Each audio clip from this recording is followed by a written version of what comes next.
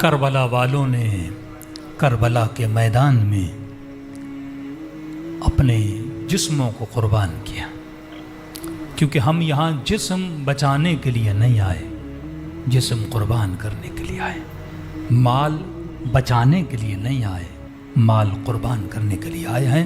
جتنا برزخ کا فلسفہ کلیئر ہو جائے گا اتنے آپ کے اعمال بھی کلیئر ہو جائیں گے۔ تبھی فرمائے مومن یہ غذا روحانی ہے، یہ مجلس روح کی غذا ہے۔ کئی میں نے لوگ دیکھے، بھائی آپ کیا کریں مولانا، آپ کچھ کرنے کو ہے نہیں، کیوں؟ کا پیسہ کما لیا، گھر بنا لیا، بچوں کی شادی کر لی، اب کچھ نہیں ہے کرنے کے لیے۔ اس نے سمجھا تھا میں دنیا میں اس لیے آیا ہوں، اسے پتہ ہی نہیں میں دنیا میں کس کے لیے آیا ہوں۔